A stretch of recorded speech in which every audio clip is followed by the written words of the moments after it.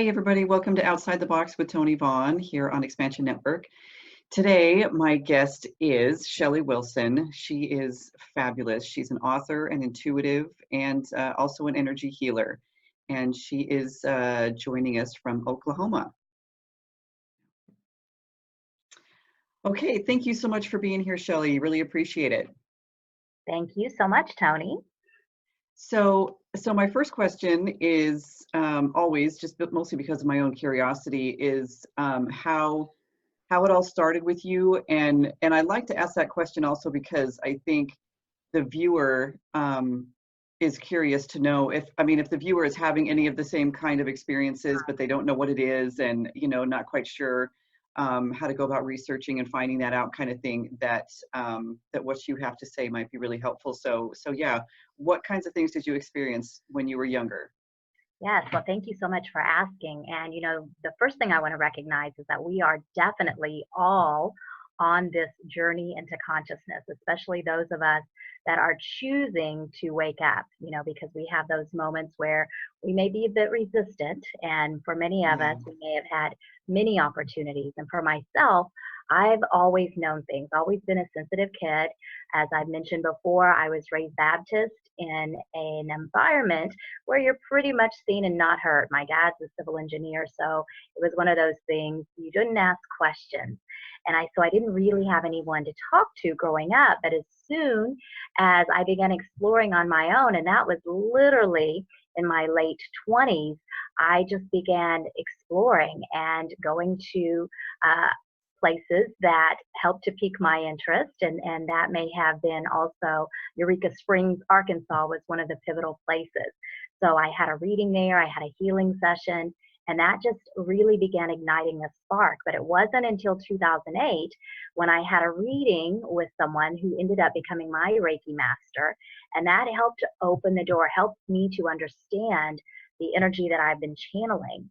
And I recognize, once again, we're all made up of energy. So it's really important to understand that energetic aspect. So what, in the midst of all of that, I know you said that you weren't allowed really to ask questions. Right. What kind of things were you experiencing? Were you feeling things physically in your body? Were you seeing things? Was it things you were hearing? Like what kinds of things were you experiencing? Well, the main abilities that I have is I'm definitely a sensitive person and very much a feeler. I also just know things. So a lot of it was, I remember having several out-of-body experiences. And I remember distinctly when I was in my early teens, I was diagnosed with epilepsy, but they were more of blackouts, and they were more of where I was knowing that I was out of my body, having these observations. And so it wasn't really necessarily like a seizure, but it was more like blackouts and just having that awareness of those sensitivities. And so, that was really the time that I needed someone to talk to understand it more. But of course, those people around me, weren't necessarily the people to ask. And even what we recognize now, Tony, this is just something becoming a bit more common with people feeling inclined to talk about because it's on TV. We have all of these shows, healers and mediums and psychics and so on. So did the epilepsy, is that still something that you're dealing with, or do you feel like when you were talking to me, I'm sensing that it was almost that the out-of-body experiences that you needed to have was manifested physically into something that physicians only could recognize as epilepsy? Right, exactly. And that's what we recognize definitely, is because when we seek medical treatment, they absolutely can only base it on what they know and the symptoms and the tests that they run. And so the thing is when I reflect back and look back on everything, that's when I began putting the pieces together. And so I also suffered a lot from migraines, and I have a handle on them now. But when I was younger, it was very overwhelming. And so now I just know that I'm super sensitive to those energies. Okay. And when you say super sensitive too, I'm assuming you're a huge empath. Yes, absolutely. Yeah. Okay. So you said it wasn't until your late 20s that you started getting into this and did the the Reiki training and started using that. And how long did it take before you became confident in what you were doing to, I mean, did you practice for, you know what I mean, on people for a while before you really kind of got up your confidence? And what kind of reactions did you get? And when you did finally come out with this, I know there's a lot of questions. Right. Keep I'm up. following you. When you did kind of get into this fully, how did your family react then at that point? Right. Well, Reiki it was 2008, so it was literally 11 years ago when I began pursuing it, practicing it, became attuned to it because that's what you do with Reiki, and it really helped me once again to understand more of the energy I was already channeling. And so, to me, a lot of people, because I live in Oklahoma, they even didn't understand what Reiki is. And so a lot of it is just educating people, explaining it to them the best that you can, but also just encouraging them to experience it for themselves. And to me, knowing about it, knowing how to keep my energy grounded and centered, those chakras cleared, and so on, those were the tools that I needed to help with being so sensitive. Okay. And how did your family, when you were finally able to say something, how did they react to what you're Right. doing? Okay. Yes. And with that, first of all, those people around me, especially my husband, my kids, and so on, and even my parents, they were a bit confused. They weren't quite sure what to think of it. And with my husband especially, I said, just let's try it because he suffered from a lot of low back pain. And so after doing some sessions with him, he was a firm believer. And what was funny, especially with my son, he could feel the energy as well. And so he's like, Mom, I can feel that. And so I think part of him was a bit apprehensive, maybe even a bit fearful. And I said, we're all made up of energy. And that's what I encourage everyone to do, is even feel that energy ball with themselves, to know that we all can tap into it. It's just a matter if you choose to practice Reiki, that's something that you become attuned to. Yeah. I know a lot of times with people that have gifts like you have, that it's kind of a generational thing. Mhm. Did you have a grandparent, a grandmother, on either side of the family, or something that was an empath, was sensitive to energies, and also, did you pass any of this on to your kids?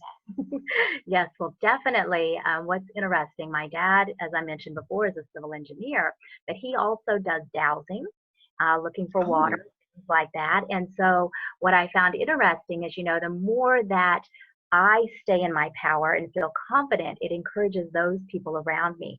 So, in the past, no one ever talked about, what they knew or what they were capable of or what they felt. But now, especially my parents, they feel a bit more confident to express things. And so I can't say necessarily, because I don't know for sure if people have these abilities and so on, because it's not something they talked about or talk yeah. about freely now. But with my kids, both of them absolutely are sensitive. My son is actually in law school now. He's a industrial engineer, and then he decided to go ahead and go to law school. And he's talked a lot about, he knows things, he feels things. And even with my daughter, she's more on the creative aspect, Yeah. and she talks about it as well. So with them, it's been encouraged and cultivated. Yeah. When I first started researching all of this and getting into Reiki and stuff like that as well, um, I was, my kids were kind of curious, and even if they weren't, I was talking about it. Right.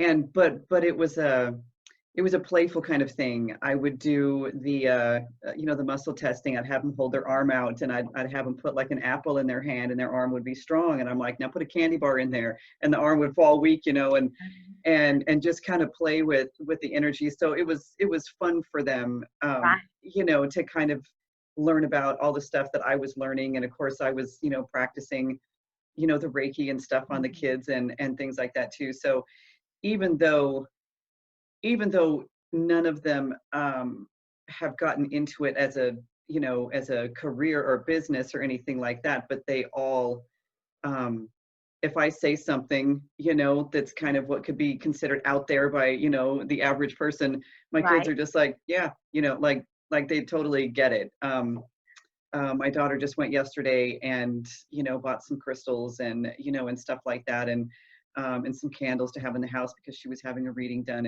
and she understands, even though she's not like studying it, but she understands that there's power behind that. And I feel like she's getting more and more curious all the time.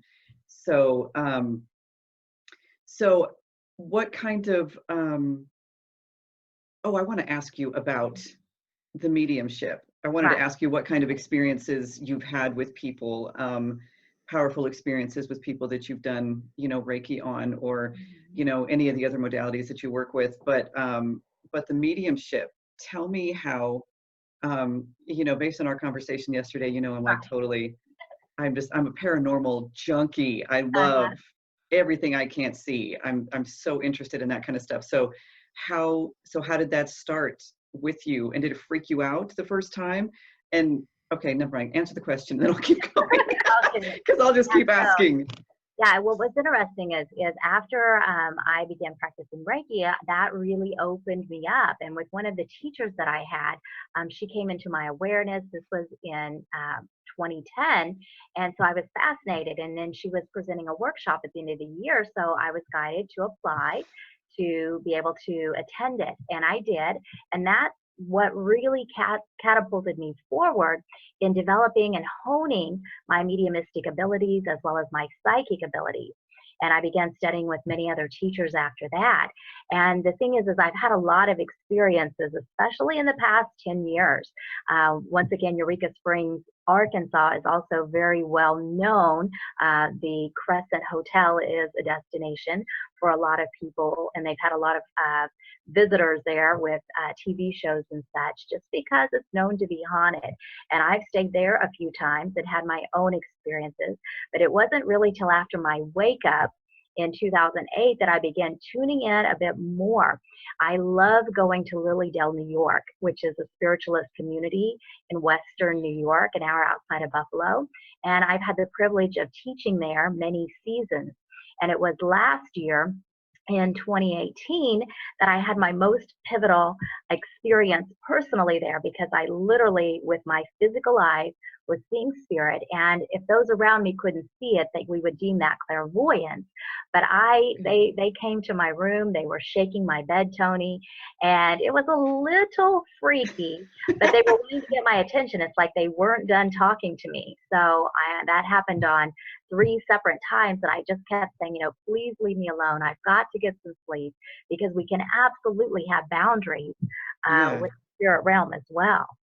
Were they trying to get messages across to I think people on the they other side, or they just needed to be heard, or? I think they just wanted someone to talk to, honestly, because a group of us, had been conversing with several of them, and that evening, and it was, I had stayed in the same location where were conversing with them, and it was later, it was almost like they're saying, hey, we're not done talking, we still want to talk, and I'm like, I have to get up in 3 hours and go to the airport, so not at this time. And it's one of Yeah. those things too, I always want to, in essence, have control of the conversation, meaning I initiate it, versus them coming in and trying to take control. Because Yeah. at times that can be a little bit freaky as well. And do they listen when you say, hey, look, I've got Yes, to get some sleep, yeah, not it took now? 3 times, and I had to say it very loudly the last time and be a little more firm, but they listened. Kind of like kids. Sometimes. Yeah. Yes. Yes. Um, I can't even imagine. In fact, I've said this, before, even to my husband. I'm like, I love all of this paranormal stuff and I want to have experiences. I said, but I really don't know what I would do. If I went Right. to a place. We were just in New Orleans last month. I took my kids Hmm. and we stayed at the Bourbon Orleans, which is one of the most haunted hotels Yeah. in New Orleans. And my husband and I stayed there last year when we went, so I wanted to stay there again. And but if I woke up and somebody was standing at the end of the bed, I'm not really sure how I would. I Right. don't know if I'd pull the covers up over my head and scream, or if I'd just kind of go, okay, hey, what can I do for you? Do you need something? Do you, Right. what do you need, kind of thing. I don't know. And I guess you don't know until it actually happens to you. You think you'd be Right. a certain way, but you don't know how you're going to react. So, but that's really cool. And I've actually been to Eureka Springs Hmm. one time. Geez, probably 20 years ago. I don't know. My sister got married, and got married there, and Right. and so I traveled and we went down there for the wedding. But we went to the wedding and then came back. But it was a beautiful place that we were Hmm. at. So so I might just have to get that information from Yes. you. And yeah, Do I would love to travel. take like a haunted hotel tour, like across the Yeah. United States, and Yeah. just see what happens. Yeah. That would be Um, yeah. So in tell everybody some of the other things. So there's the mediumship. You've also written several books. right. And what other kind of are the readings that you give? Are those, I imagine they're Reiki healing sessions, or they can do mediumship. What are some of the different things that you offer to people? Yeah, okay. Well, thank you so much for asking. And so, the first thing, I always want to empower people. And I know that some people, when they read for them, they will just give them the information. And sometimes I recognize that people are more like fortune tellers because I even get people coming to me that says, tell me about my future, what's next? And I Mhm. always say, you're creating your future. I can tell you what I see now, but we can also create what it is that you desire because you have free will. So when I work with clients, yes, I do offer Reiki healing sessions. I also do trance healing, which is letting the spirit doctors and healers work through me in that capacity. And then as a medium, this would be bringing through loved ones in spirit. And I always Okay. want my mediumship sessions to be healing.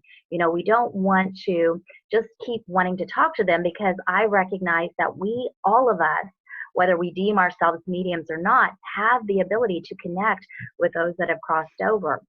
And so it's just paying attention to what we hear and we feel and we know. And a lot of times they give us these memories that just come into our mind.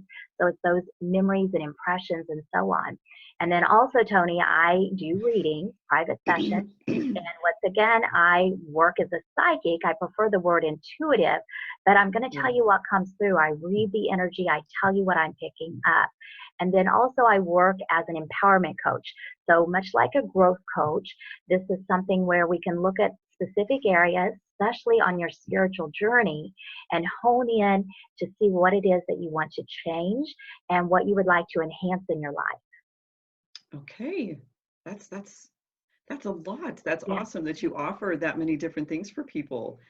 Um, on the mediumship, I had a medium on the show previously, and she had talked about how a lot of times male spirits, when they communicate, she will get more visual, more pictures, because men are more visual, and women, we're the yackers, right? Right. And so she would get more words and letters and things like that from them. Is that kind of how you get it? Do you Well, see pictures and I get the information in all ways, but I haven't actually separated that men tend to be this way and women tend to be that way. So for me, a lot of it is I just feel, I just get these sensations on my body. So many times I'll recognize a health condition or how they actually passed. I can tell you that. And then I also just get feelings and have a knowingness that at times I do see things within my mind and also hear the words coming in also. oh, okay, okay. Um, and so you do a lot of healing work as well. That's Mhm. through the Reiki. But you said you kind of want to do that regardless of whatever kind of reading you're doing. You want something to be for Absolutely. healing. Yes, Okay. because to me, we've got to, begin focusing on our life, and a lot of it starts with getting to the root cause of if we have health conditions. But if we've got choices in our life that we want to look at, we need to begin looking at the choices we've made and begin Right. deciding, once again, what it is that we want to create, because we're all creators, but many of us may not necessarily be conscious creators. And the difference Oh, is right. becoming aware of your own energetic emissions. So becoming aware of your thoughts, your words, your actions, And then even becoming aware of if you're constantly thinking, because that's a radio signal that you're continuously putting out into the universe. And then just becoming aware once again of what it is that you want to draw into your life, and then letting go of the details of how that manifestation will occur, and definitely letting go of the time element, which can be hard for a lot of people. Yeah. And I feel like people that that are creating by default, creating subconsciously, they, you know, when they come in and they want to know their future, like there's something outside of them sitting there waiting, and Right. they feel like maybe there's something I have to look forward to, where because there is no, the future is being created right now, right? That's why, like you said, I can tell you where you're headed based on what I can see right now, you know, but that can change tomorrow if you all of a sudden, you know, have a shift in your beliefs and your thoughts and, you know, and things like that. And so, yeah, so there really are no future, you know, tellers in that aspect, because like you said, everything can change at any given moment. And it's important for people to understand that. I think it's so huge that people just don't get that they are 100% responsible for what is going on in their life. You know, outside circumstances beyond what you draw to yourself is are outside circumstances, but I Right. believe that they're put Exactly. in place to help you to grow, to They, test your, yeah, you know, your resolve. How are you going to deal with certain things that come into your life, to your life? Are you going to succumb to that, you know, negative experience or whatever, or are you going to learn from it and grow and move past it and that kind of thing? mhm, And and that is one of my biggest goals, is to help people um to recognize, first of all, that they are creating 24/7, yes. and how to take more control over that, so that they're creating in the ways that they want to create. So tell everybody about your books. Yes. And one thing I want to add just real quickly, Tony, Yeah. that was coming in is that, the thing is from my perspective, many people do get stuck in what people tell them, because if they're waiting on X amount of money to come in, or they're waiting on a new job, or they're waiting Yeah. on a relationship, they will be in that holding pattern until that happens. And the reality of it is they're putting their life on hold, waiting for Mr. or Mrs. Wonderful to show up, or the money to come, or anything like that. And that's Yeah. why I always encourage people, you're creating. What do you want to create? Let go of time, but also know that things will change once again in every moment. Yeah, absolutely. Yeah. So, to share about my books, I've written 3 books. First of all, 28 Days to a New You started out as a daily Om course called Stop Existing and Start Living. And it gives you 28 topics to focus on. The second book, Connect to the You Within, also started out as a daily Om course, Opening Your Heart to Love. So it gives you tools to connect to yourself, to your angels and guides, and so on. And then lastly, what I deem the real book is Journey into Consciousness. And this is my story, my life up to my awakening, those pivotal moments my guides said I needed to share to help others especially. The second section is my wake up. And then the third section is tools for your journey. And then throughout the whole book, Tony, I've taken where if an experience applied to me, how you can take it and apply it to your own life. Okay. That's wonderful. That's wonderful. Um, what would you tell people? You know, one of the things, one of the reasons that I even named the show Outside the Box is that I want people to know that there are different perspectives out there. There's different belief systems outside the social programming that Right. most of us have grown up with, and that you don't have to be, you know, some tree hugging hippie living in a, and oh my gosh, and no offense if you are, Right. you know, but you know, the stereotypical stuff that people see like on TV and stuff, you know, living in that Volkswagen bus and, you know, driving across country to go to Grateful Dead concerts, you know, kind of thing. That, you know, we all have a spiritual side, a hippie side, if you want to call it that. Um, but we're everyday people. We're normal people with Exactly. tattoos and, Exactly. you Yeah, I know, do. yes, yes. love it. Yeah. Just, you know, and we cuss and we have an alcoholic beverage, you Yes, know, every we're now and then, human. and, you know, yeah, and stuff like that. And so like that you don't have to turn into this person that you think other people, you know, your friends or your families or coworkers or whatever are going to go, well, that they've just gone kind of out there. I, you know, don't know if I can hang with them anymore. But it's a personal inner journey that, you know, the only thing people are on the outside are going to see is the reflection of that, and how maybe how you're more compassionate, how you're more loving, how you're more understanding, how you're more excited because you're learning how to manifest for yourself things in your life. And um, what kinds of things could you share to maybe help people? I mean, I know you've got your books and stuff like that, but just kind of right now on a one-on-one level, what could you share with people that would kind of help them get started? First of all, I think you've expressed it beautifully, Tony, because Oh, the thing thank you. is, you know, we are here to have a human life experience. That's why our soul incarnated into this body. And most of us are very normal. I'm going to put that in air quotes because Yeah, normal is a matter of perception. And the thing is, you know, there's a lot of teachers that focus on and talk about the ascension process and the 5D world and, you know, all of this kind of thing. yeah, And I'm like, you know what? We're here to be human. Let's be human. Let's fully embody this human life experience and let's get really real with life and with living. So it's all about living life with passion and presence and purpose. And I feel that when each one of us decides to live our life rather than simply existing and going through the motions, even though that happens from time to time, yeah, I just feel like that's where the magic happens. So when we can wake up every day and say, this is a new day, I'm alive and I'm grateful, and what shall I experience? And then see what happens, and then do that the next day.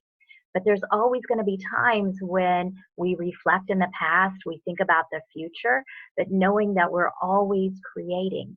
And I think what's so important too, you know, as we get older, we begin thinking about our mortality. And this can be yeah, something that we think about when we're young. You know, we want to know, how much time do I have left?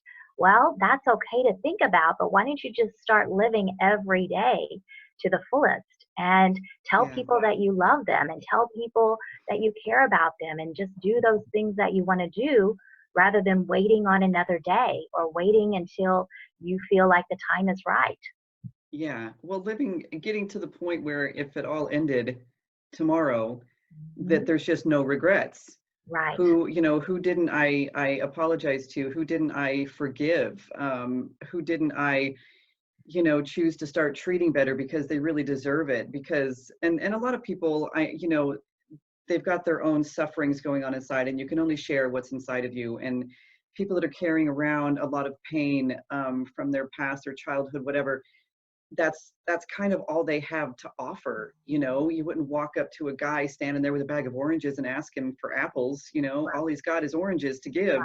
So and something else that, you know, that I was talking about earlier too is just, you know, just because we're in this industry Mhm. of personal growth and enlightenment, doesn't mean that we don't have, you know, bad days. Yes, Doesn't mean that I exactly. don't still every once in a while really want to flip somebody off on the freeway, you know, when they're reckless, or, you know, or they cut me off or whatever. Or Right. doesn't mean I don't still get upset with my husband at times over things, or, you know, or that I don't have days where I'm like, oh my gosh, I feel so fat today. Like, Right. We're you human. know, Yes, we are yes, human. yes. And I want to be that way. The cool thing about, I feel like, being on this path, or being consciously on this path, Right. is is that it's just every day, it's just striving to be better. What else can I learn today? I wonder if I meditate today for a little bit longer, or if I do it in a different way or in a different place, I wonder if something new, you know, will come to me. Or, you know, but otherwise it's still a normal life. Like, it's still a very human life. I think the 5D and the ascension stuff is, I think, is all still really great. Mhm. But it's not I don't see how you live there. You know Right. what I mean? I think that's a place you visit and you know it's there and you hold that with you. But you know, but day-to-day life, I think it's hard to try to live in that space. Absolutely.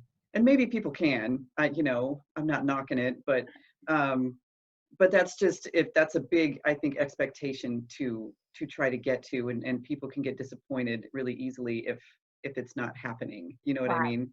Right. So um and that's one of the biggest things that I want to get across with the show and with guests like you and stuff like that, is to show people that we're just normal regular people, Right.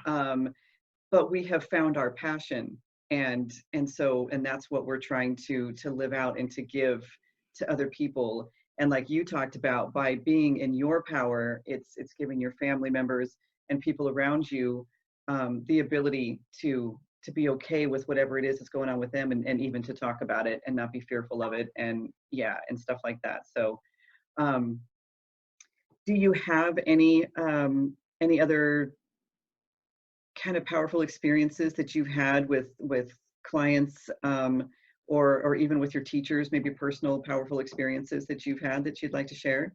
Yeah, I just, what's coming to my mind is definitely knowing that once again, everything that I've experienced adds to my journey and my ability to assist others on their journey. So I don't Yeah, have really anything like that's just standing out that says this is like the most amazing, most important experience. But what's coming also to share is especially how things can feel a bit chaotic in the world and a bit heavy. And I yeah, like to look at energy as vibration. We have a lower or heavier vibration or a higher, lighter vibration. So I'm thinking heart chakra energy and root chakra energy. But the more that each one of us can really hold that light and hold that space and focus on love and peace and kindness and joy, that's what shifts the world. And so all absolutely. of us are creating these amazing life experiences, but we're also faced with challenges.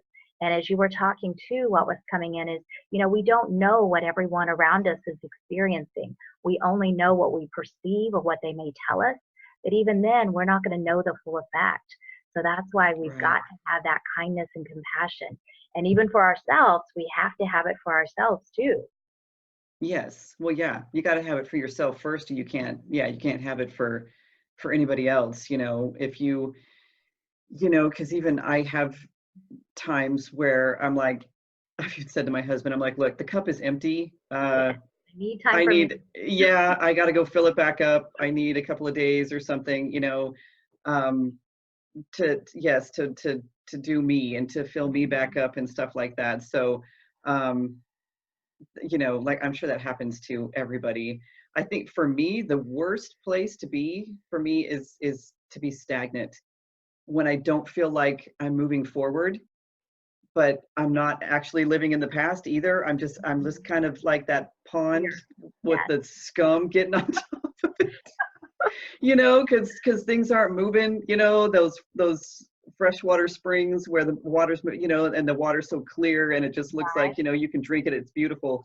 And then there's that little pocket over on the side that's like, that's totally stagnant because the water can't get through it or whatever. Yeah, and when I feel like that, which almost is like feeling nothing, like I would rather feel total depression than feel nothing. To me, that's just the worst. One of the things we talked about yesterday too is that when you do get into, not necessarily that space, but a space that's not comfortable, is make some mental notes, if not write them down, notes of things that you know that make you feel better. Yes. And the more often you can practice that, um, you know, the easier it's going to be every time to get out of that space. You know, you do it the first couple of times and it might take a little while, but you finally get out of it. But then the next time, you know, you get to where the second you feel it coming on, you just go, oh, okay, I don't want to go there. So let me just start doing this, and bring yourself back out of it. And the more often you do that, the less those times are even going to show up. It's just going to be Mhm. automatic that you know, what to do, and then you just start feeling better anyway. It's a practice for Yes. sure, And like once anything. again, we're human and Yes. everything is energy. So if we can just honor what we feel, be in that space, share it with people that we need to, but also cocoon. I like to use that term and like to do it Yes. for myself. So pull your Yeah. energy back. And when we were talking about the sensitivity earlier, I'm sensitive to the weather. So when the weather is raining and stormy, or especially like here in Oklahoma when we have tornadoes, it's very overwhelming. And so I just have to pull my energy back to me. And a lot of that is involving getting extra sleep and just Yeah. cocooning. Yeah. I know. And it seems like there are, at least two different kinds of people I mean, there are people that when they're going through, depression or some sort of personal crisis or whatever, like they've got to call somebody, they've got to talk about it. And there's nothing wrong with that. And then there's people like myself. I don't know if it's because I feel like I don't want to burden anybody. I don't know if I've still got some issue where I feel like that is a weakness. But yeah, no, I'm like alone in the bedroom, in the bathroom, crying, whatever I've got to do. But I feel like I get through it faster that way because all I'm dealing with is me. You know what I mean? I don't have somebody else that I've talked to about it that's giving me all kinds of suggestions or why don't Right. you do this or do that or whatever. Then, if I do just cocoon, I can handle it better. It moves through me faster, kind of thing. So, I mean, there's different ways that people deal with that, and whatever that is, that's fine, because there are people in this world that need to feel needed and want that phone call when you're falling apart, kind of thing. So there's every kind of person out there. So, but whatever works best for people individually, that's what you should do to help get past that. Yeah. Absolutely. Well, tell everybody how they can get a hold of you for readings, because I assume you do distant healing, Yes, right? absolutely. Okay.